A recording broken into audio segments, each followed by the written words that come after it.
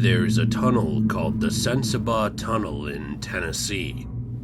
It's not a very long tunnel, like you can see the other end of the tunnel during the day, but at night, some people say it turns into a dark portal for the paranormal, the demonic, and more, especially on a full moon. The entryway to the tunnel is completely graffitied out due to it being abandoned.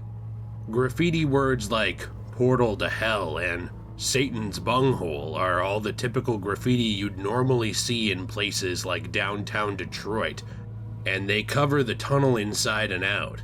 However, what makes it really stand out is all the paranormal activity that's been reported from it over the years. Apparently that tunnel has a bad history of crime and murders and more that it's been used for. Everything from screams, ghosts, noises, including laughter of little kids, it can all be heard emanating from the darkness of the tunnel. The darkness at night is completely black, pitch black, much darker than the surrounding dark of the night, much like walking straight into a black hole. The stories of this place keep on getting weirder. One famous story was one I heard a while back. Some guy decided to go drive himself to the tunnel and wanted to keep it parked in there on a full moon, with the car covered in baby powder. All he had with him was a voice recorder and a gun when he pulled up and turned on his brights and slowly drove into the tunnel, then turned off the vehicle completely once inside. What he said I'll always remember. While he was parked in the tunnel, it had a coldness that wasn't normal or natural for the humidity of summer, despite it being in a solid concrete tunnel. He then turned on his voice recorder and had his gun in hand with the engine of his car completely off. He sat and listened for what seemed like a few minutes, and he said he could hear the drip-drop noises of water from in the tunnel, along with what sounded like small voices that were faint but could barely be made out. What startled him was when he felt and heard something brush up against the side of the passenger door in the midst of complete darkness. He jumped so badly he dropped the recorder to the floorboard and rushed to turn back on the car, but it didn't start. He kept turning the ignition key and nothing. Battery acted like it was completely dead. He now started to panic and grabbed his phone for light, looking at it, and apparently he had forgotten to charge it, so it had a little less than half a charge on it with a dead signal, though good enough for a light source. He turned on the light from his phone and he could see his breath in the car as he began to breathe heavy. He kept desperately trying to get his car to start while making sure his doors were locked. He said he just sat there with the gun in his hand for what felt like hours, panicking, watching the life from his phone slowly die. He knew he was going to have to get out of his car and look under the hood or run like hell. He had to do it quick because his battery life was almost dead on his phone, which, like I said before, was his only light source. He said he felt like just leaving the car in there and running for his life. He knew that the tunnel wasn't that long, and if he was fast, he could make it. He decided to turn off the light to think about it some more, with his breath and the drops of water falling from the tunnel being the only thing he could hear. He then held his breath to listen, to make sure no one else was outside. He said he swore he heard a faint laughter like giggles, with his gut screaming at him to stay in the car. He turned the key one last time with a prayer and it turned on with a loud vroom. He put the car in reverse and floored it till he was out. He said he was hitting the steering wheel and shouting in victory when he got the hell out of there. Once he was at a safe distance, he finally got out of his car, but what he found made him shit a brick. The baby powder that had covered his car was now full of tiny, small handprints from front to back.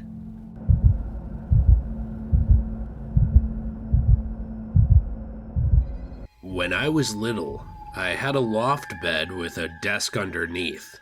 Now, I've always been a pretty heavy sleeper, I could even fall asleep at a concert, so it was strange when I began waking up at 3 in the morning, every single morning.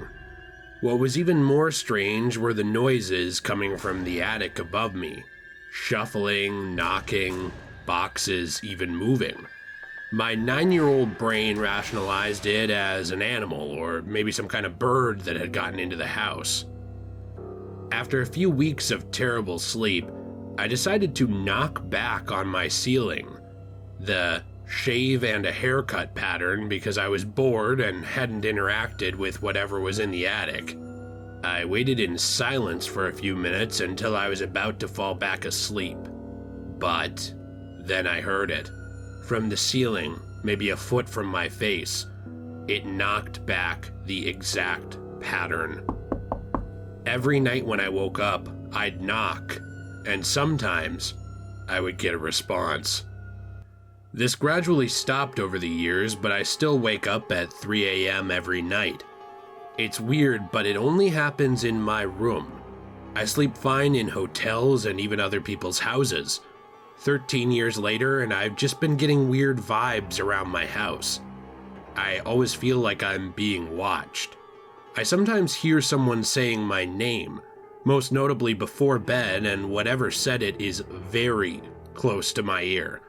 I can feel whatever's breath it is as it whispers, and it freaks me out so much that it takes me hours to get back to sleep. The shuffling in the attic has also finally started up again, but I don't want to knock back anymore. There's a lot of weird shit that happens. Things get moved, my dogs and cats stare at the same blank spot, but these are just what's been currently happening. I just don't know what to do anymore. It's impossible for someone to be living up there. The only access point is hidden in a closet ceiling on the second floor. There's no access points or windows to the outside for that attic. No way to get in. No easy way to get up there without a ladder. And we've been up there multiple times and haven't seen anything out of the ordinary. It's also a very small space. I'm 5'4" and I can barely even stand up in there. The summer puts our attic at around 115 degrees on a good day, so it would not be a hospitable place for a squatter, homeless person, or anything to live. Trust me, I've rationalized it as much as I could. The house is also fairly new. It was even built in the 90s and no one's ever died here. If it's supernatural, it's probably linked to an antique stored up there from the leftover inventory of my grandmother's antique shop. But there's too many of them to pinpoint, and whatever this thing is, it isn't violent. Hey everyone, this is Jay, the King of Creepy. I wanted to add to this story because this account has been dead for a while, and something I've been trying to do is look for updates or any continuation of some of the stories that we cover. Something interesting about this user is that they don't post anymore and haven't in a year. They weren't even contactable in order to ask about the story. But before they disappeared from Reddit, they did answer a very interesting question, which I thought played into their interesting home life. This user responded to an Ask Reddit post asking about what is a regular theme in your nightmares. And they answered the question with a response that I thought really could tie in possibly to their haunting situation. In response, they said, "Violence. I have nightmares where some creature or person and I are locked in a room, and we both try to kill each other. It often ends with me desperately killing it with my bare hands and just feeling empty because in the end, we were both just acting out of fear. The last one I remember was a snake that would hide under objects around the room and strike. It was a long, paranoid dream where I was constantly afraid it would jump out from the nearest crevice. I eventually caught it and I strangled it to death, halfway ripping its head off as it bit my arms. But when I reflect, the snake only began to strike at me when I began to hunt it out of fear. I assumed it was kill or be killed, not just two entities trapped in a room."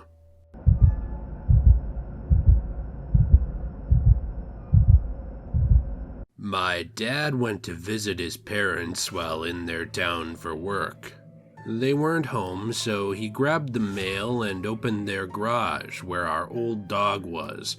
We gave them our dog because they loved her and they were feeling rather lonely. He went inside to put the mail in and leave a note by the steps where the door was. As he was bending over to put the mail down, he could hear someone say, "Mijito," which means son.